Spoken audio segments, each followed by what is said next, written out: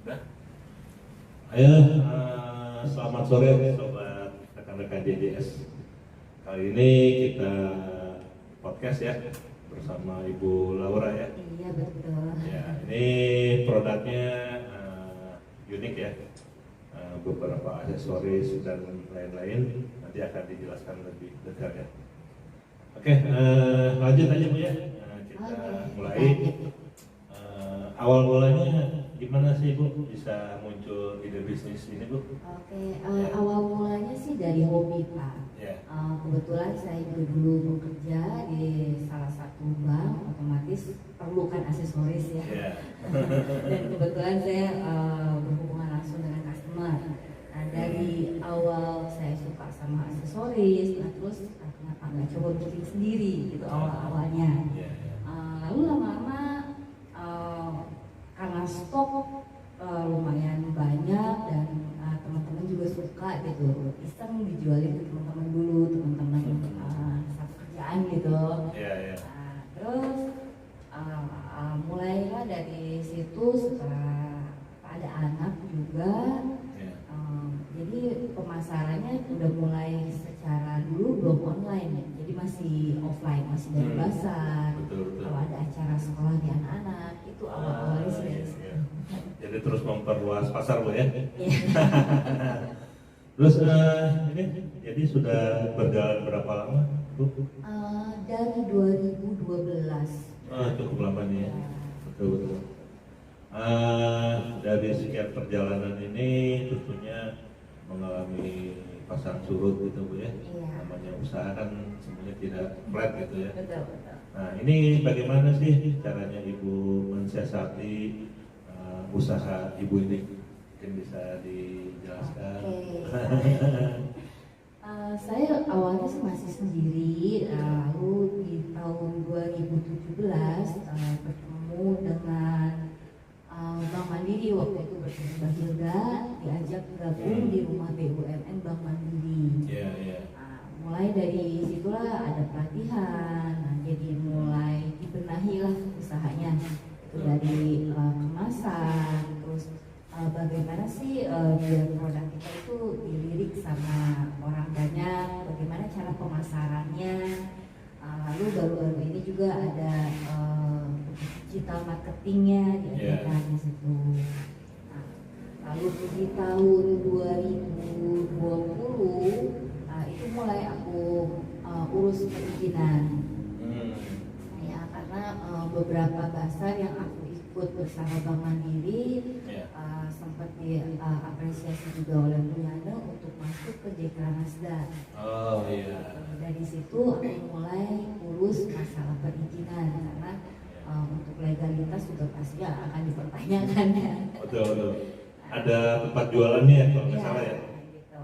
Nah, di 2021 kemarin aku gabung bersama Dinas Koperasi. Iya. Dinko, terus diajak juga untuk bazar di peresmian BTS waktu itu di Bulan Peti Sawah. Mulai dari situlah ikut lagi pelatihan ke tingkat yang lebih tinggi kali ya, sampai akhirnya dari Kreasi Jabar aku mendapat fasilitas untuk hak kekayaan intelektual free gitu. Jadi namanya apa tuh Bu? Di hakinya itu? Di hakinya untuk produk aku itu Laur Art. Laur Art ya? Laur Art. Laur? Iya. Iya. Artinya apa tuh Bu? Mungkin bisa dijelaskan? Laurnya sendiri dari nama aku, aku ambil kata laurnya. Nah, A-nya itu masuk ke artnya, karena produk aku nggak hanya kalung, bros, nggak hanya itu aja. Ada juga peniti dagu, gelang, cincin, dan kemarin itu di tahun 2018 atau 2019 sebelum pandemi, aku sempat buat home decor dari styrofoam. Mungkin bisa ini dijelaskan seperti apa tuh? Oke, awalnya sih ide membuat home decor ini iseng karena waktu itu jadi kayak di kelurahan kan ya, ada acara untuk bersih-bersih bendungan Katulampa waktu itu. Nah, dan ternyata sampah styrofoam itu banyak banget. Idenya dari situ ya? Dari situ kita kepikiran karena styrofoam itu yang sulit untuk didaur ulang. Ya. Nah, dari situlah dipilah-pilah styrofoam diapain gitu ya. Tercetus lah ya. Ya, bermodalkan searching di YouTube, di Google, akhirnya ya ada muncullah ide untuk dibuat home decor dari styrofoam. Untuk produknya pada tahun 2018 atau 2019 aku pernah posting di IG, di Instagram. Boleh sekalian disebutkan Bu nama IG-nya? Oke, nama IG-nya Laur Emila underscore Ya.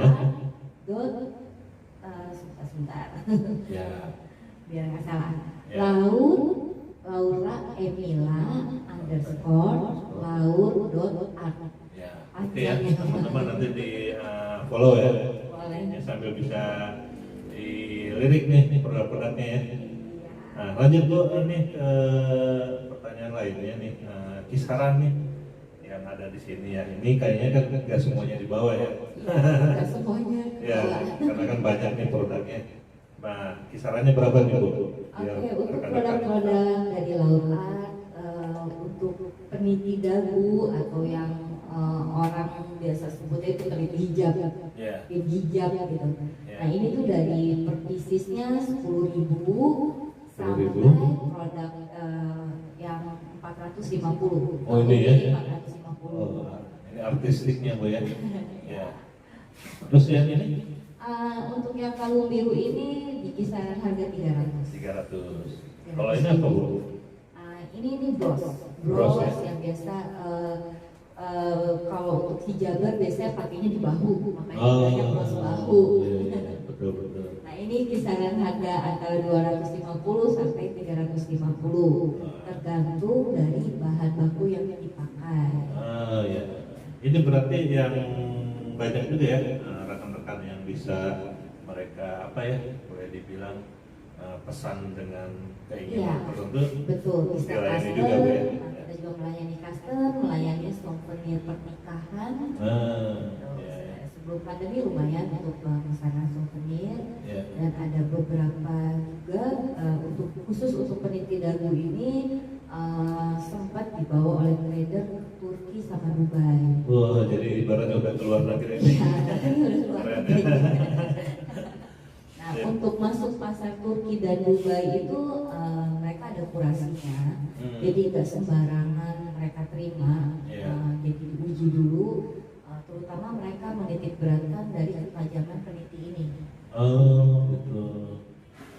Kurasinya seperti itu ya. Kurasinya seperti itu. Ya Bu, lanjut lagi nih kalau ada yang mau beli gitu ya, rekan-rekan di sini yang nonton, itu nanti pesannya kemana tuh Bu? Kalau untuk pemesanan bisa via WhatsApp, Ya, itu di nomor 08 08 17 17 988 988 1480. 1480. Ya. Oke Bu, jadi bisa juga tadi di follow yang IG, IG-nya, terus bisa juga kirim pesan ya. kirim pesan ke Ya. WhatsApp. Ya, itu ya rekan-rekan, jangan lupa nanti banyak variannya juga ya tadi untuk custom, souvenir pernikahan gitu ya, atau untuk dibawa misalnya ke luar negeri gitu ya. Bisa Bisa buat juga, ya. sebagai oleh-oleh. Gitu ya. Oke Bu, ini saya lihat juga kan Ibu juga tidak hanya stay ya, tapi sering ikut Bazar, bazar iya, gitu ya, betul. kemudian event-event lainnya gitu ya. Nah ini targetnya apa sih Bu sebenarnya dari yang Ibu lakukan gitu? Awalnya saya ikut pasar pastinya untuk branding. Ya. Gitu. Nah, selain itu juga saya sedang mencari mitra atau teman di mana bisa saya memasarkan produk saya ini untuk dapat dikenal lebih luas lagi. Iya. Karena memang tidak semuanya nih hobi di seni nih ya. Dan maksudnya masih jarang lah ya yang maksudnya seperti hobinya memang di seni seperti ini. Ya, lebih ke apa ya? Untuk memperkenalkan produk dari Kota Bogor lah. Ya betul. Ada nggak yang bisa ini Bu yang diceritakan yang punya seni yang ciri khas ke Bogor-Bogoran tuh? Sebetulnya saya punya kalung kujang. Oh, kalung kujang ya? Itu kerjasama dengan pengrajin Kuningan. Gitu. Jadi karena kan saya masih belum bisa mengolah kuningan, saya baru di level tembaga. Nah itu saya kerjasama dengan pengrajin kuningan, jadi saya jual kalung-kalung kujang, kujang. Cuman saat ini sedang dipakai basah di PMI, di PMI. Keren. Ya jadi aku nggak bawa. Iya. Jadi zaman sekarang juga ya diperlukan kerjasama, kolaborasi Bu ya, saling support gitu ya. Iya. Jadi maju bersama lah gitu ya. Dan bagusnya untuk pemerintah Kota Bogor juga terima kasih untuk Kang Bima ya. Dia benar-benar support untuk UMKM. Jadi sekarang ini Kota Bogor juga sedang membuat katalog ya untuk para UMKM. Para pengusaha UMKM ya. Betul. Wah, keren ya. Mudah-mudahan semua terakomodir. Jadi ketika ada kunjungan tamu ataupun ada turis gitu ya, bisa melihat katalog tersebut gitu ya Pak ya. Iya. Ini saya lihat juga ada ini Bu yang dari daur ulang ya. Ini hasil karya dari sebenarnya ini dari mendong. Aku waktu itu untuk display ya kan, produk-produk untuk display apa gitu ya, display karena kan rata-rata yang dari bahan kayu bulu itu nggak begitu tahan lama. Jadi ini aku modifikasi dari mendong. Itu sejenis. Dia ini kayak jenis anyam-anyaman tali. Idenya itu dari waktu itu aku pernah ikut basar di mana audiensnya ekspatriat dari Jepang. Di luar dugaan mereka lebih tertarik tas-tas mendong gitu yang lebih etik gitu. Dari unik ya. Ya, dari situ akhirnya aku buat display sendiri gitu. Ini unik nih produk-produknya ya. Jangan lupa ya teman-teman tadi bisa langsung follow atau order langsung ya ke Laura Art ya. Laura. Kemudian terima kasih nih Bu ya sudah berkunjung ke JJS. Kita di sini kan ada live ya secara IG, TikTok dan podcast, mudah-mudahan nanti lebih dikenal lagi Bu ya. Karena kalau udah masuk ke medsos ya mudah-mudahan di samping pergerakan Ibu juga masuk komunitas ini juga ada manfaatnya gitu ya. Sama-sama kita kerjasama. Ya Bu ya, rekan-rekan KBJS untuk acara ini juga kita disupport ya untuk para sponsor. Di sini ada skincare Kalista, produk herbal gitu ya. Ini juga ada produk dari teman-teman ya. Ada asbak, ada boneka. Masih banyak sebenarnya. Cuma ini yang mensupport acara kita hari ini ya. Oke Bu, ada yang mau disampaikan? Ya teman-teman dukung para UMKM, di mana kami juga sedang berusaha untuk lebih dikenal lagi. Jadi produk-produk kami juga bisa dibawa, kalau bisa ke mancanegara diperkenalkan, itu akan sangat lebih baik lagi. Ya, terima kasih nih Bu ya. Sama-sama. Ini kalau pertanyaan mungkin penutup gitu ya. Kan ini banyaknya saya lihat kan untuk wanita ya. Kalau untuk pria, bisnis usaha ini ada nggak untuk aksesoris pria? Aku buat waktu itu pin, yaitu pin kujang itu. Pin banyak dipakai juga oleh pegawai-pegawai pemerintahan gitu. Itulah idenya kenapa aku buat kerjasama dengan pengrajin Kuningan, dan kebetulan beliau juga terimbas selama pandemi, jadi kita kerjasama. Keren ya. Jadi ya teman-teman, jangan disangka usaha Ibu Laura ini tidak hanya aja untuk wanita, tapi ada juga untuk pria ya Bu ya. Oke Bu, sukses ya. Terima kasih. Mudah-mudahan terus bertumbuh, kita doakan sama-sama saling support. Amin. Terima kasih ya rekan-rekan untuk podcast kita sore hari ini. Pantengin terus ya di hari Selasa sampai hari Kamis. Nanti akan bergantian ya para teman-teman UKM di Jabar Juara Sejahtera ini. Sekali lagi Bu ya, terima kasih atas kunjungannya untuk podcast kali ini. Ya, sama-sama Bu.